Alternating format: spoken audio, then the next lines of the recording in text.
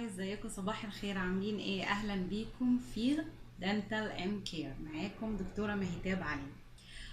في الفيديو ده احنا هنتكلم عن حاجة بسيطة بس مهمة جدا جدا جدا، وهي زي ما مكتوب في اسم الفيديو: نعمل ايه بعد الاكل.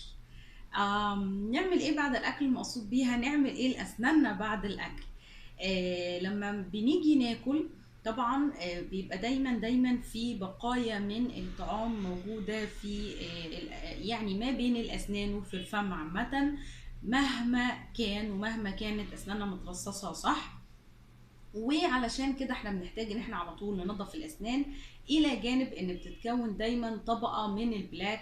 حتى لو احنا ما اكلناش، يعني البلاك مش بيتكون بس بعد الاكل او بسبب الاكل، هو بيتكون حتى في حالات الستارفيشن او اللي هي الجوع. يعني حتى لو انت صايم برضو بيتكون بلاك على الاسنان. عشان كده حتى في مرحلة الصيام او وقت الصيام الصبح محتاجين ننظف اسناننا. بس اللي احنا عايزين نقوله هنا، طب لو احنا اكلنا نعمل ايه علشان نحافظ على اسنان نظيفة طول اليوم؟ لان البكتيريا بتبقى شغالة، وزي ما قلنا البلاك بيتكون طول اليوم وعلى طول بيطلعوا الاحماض اللي بتضر بالاسنان. فازاي نكافح الموضوع ده علشان نحافظ على اسناننا سليمة؟ لان احنا كلنا بنحب الاكل واكيد عايزين ناكل على طول، كمان بنحب نضحك واكيد عايزين تبقى اسناننا حلوة على طول واحنا بنضحك.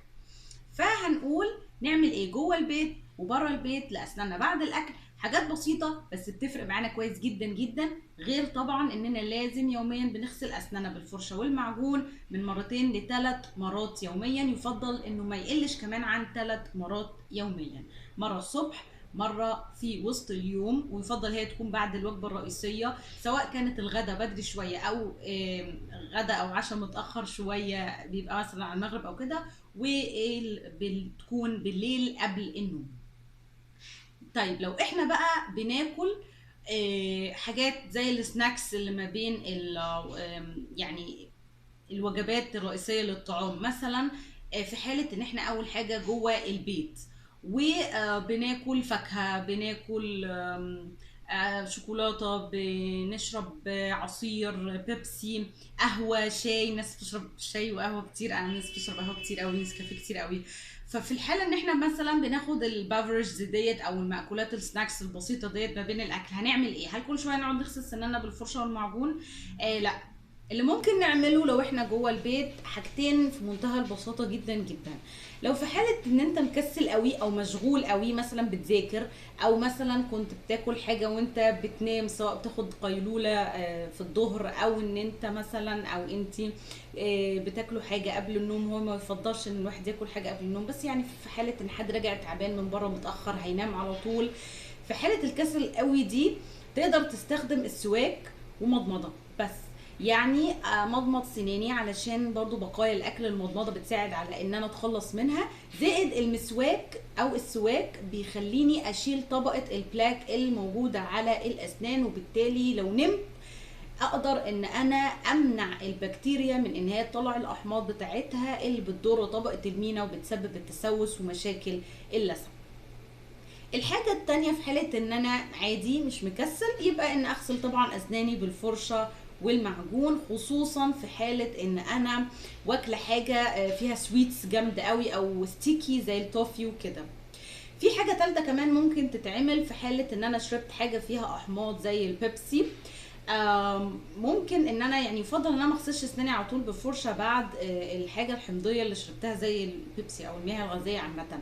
فممكن اعمل حاجه تركه كده، هي ان انا اجيب حته جبنه، جبنه رومي مثلا، جبنه فلامنك، اي حاجه من حته جبنه، وبحطها ما بين سناني مده كده 5 دقايق 10 دقايق بالكتير، بحس ان انا يعني استفيد من ان الجبنه دي بتعادل الحمضيه اللي حصلت في البق او الاسيدتي اللي حصلت في البق، لان البي اتش نزلت لما شربت حاجه حمضيه. وكمان لان هي الاحماض بتاعت المياه الغازيه مع الاحماض البكتيريه هيزود قوي قوي الموضوع في عمليه الديمينراليزيشن للانامل، او اللي هو تحلل طبقه المينا على الاسنان. طبعا دي بتبقى حاجه يعني تحلل بسيط قوي، يعني حاجه النانومترز يعني كده، مش اللي هي الفظيعه، بس كترها بيعمل بقى مشاكل التسوس والتهابات اللثه وكده. فده حل بيبقى بسيط جدا. والناس اللي ما بتحبش الجبان او عندها حساسيه منها، استنى 20 دقيقه او تلت ساعه بالظبط بعد شرب البيبسي، وبعدين تغسل اسنانك. ولكن خلال ال20 دقيقه دي اتمضمض كويس قوي قوي قوي بالميه، علشان ده بيقلل من الحمضيه الرهيبه اللي بتكون بقت موجوده في البق. ده لو احنا جوه البيت. طب لو احنا بره البيت، لو احنا بره البيت في 3 حاجات برضو تتعمل سهلة جدا جدا عشان احافظ على ان انا بقي على طول يبقى نفسه منعش، وفي نفس الوقت اسناني تفضل نظيفة، وانا بتكلم وانا بضحك ابقى عندي ثقة ان اسناني نظيفة وبتلمع ومفيش بقى اي حاجة كده ولا كده تبان فيها. فاول حاجة ممكن تعملها ان انت تستخدم المنتس. المنتس ديت للاسف انا مجبتش معايا يعني سامبل عشان اوريها لكم، بس هي بتبقى كنت وريتها لكم في فيديو قبل كده اعتقد، او لا ان شاء الله اوريها لكم في فيديو تاني. هي حاجه كده زي مش بونبوني ومش النعناع، بس هي حاجه كده دنتال منتس مخصوصه، مشهوره قوي بالذات في اكسترا. المنتس ديت بتكون يعني ليها كذا فليفرز، طعم مختلف، بس يفضل انها تكون اللي بالنعناع. هي بتكون حاجه كده مخصصه ان انت تستخدمها تمصها بعد الاكل، علشان بتعادل من البي اتش بتاعه البق، وتقلل شويه من الاسيديتي او الحموضه اللي حصلت في البق بعد الاكل، فتساعد على ان نسبه يعني شغل البكتيريا في البق يقل كتير، وتحافظ على البق منعش والاسنان نظيفه.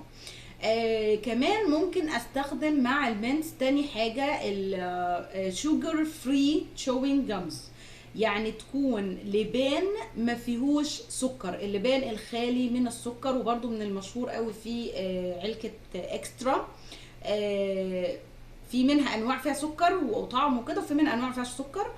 الانواع اللي ما فيهاش سكر وخاصة برضو اللي بالنعناع دي مفيدة جدا، مش بس بتنعش البق، فعلا بتقلل من الحمضية اللي بتحصل في البق بعد الاكل، وخصوصا المشروبات الغازية والمشروبات اللي زي القهوة والشاي.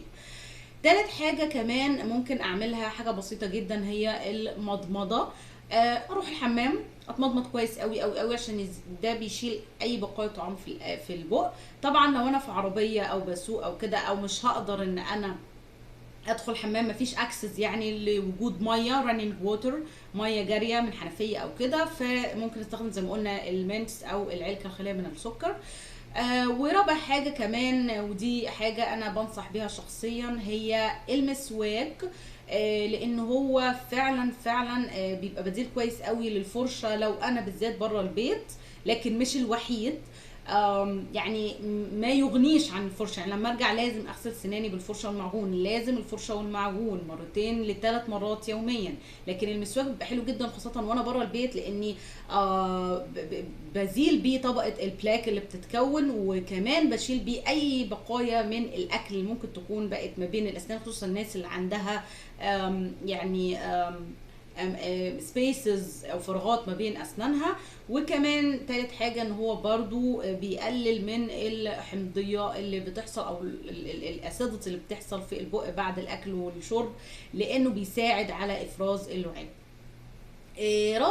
خامس حاجه دي تبقى والاخيره، هي استخدام الدنتال فلوس حتى لو بره البيت. برضو لو انا عندي اكسس او قابليه ان انا اخش حمام، استخدم الخيط بتاع الاسنان عشان اشيل بيه اي بقايا من الطعام، وبالتالي بحافظ على اسناني ولثتي نظيفه، وبخلي نفسي منعش، وكده اقدر اكل براحتي واتكلم واضحك براحتي. وده كان الفيديو، اتمنى تكونوا انبسطتوا واستفدتوا، وما تنسوش تعملوا لايك وشير، وكمان ما تنسوش السبسكرايب. اضغطوا على سبسكرايب هنا او هنا بالاحمر، او اضغطوا على صورتي الموجوده هتلاقوها هنا او هنا، هتزوروا القناه دوسوا على كلمه سبسكرايب بالاحمر. واشوفكم الفيديو الجاي على خير. اي استفسار، اي استشاره، اي تعليق عايزين تقولوه اكتبوا لي تحت في التعليقات او الكومنتس وارد عليكم فورا. اشوفكم على خير الفيديو الجاي، واتمنى لكم بسمة احلى، وباي، السلام عليكم.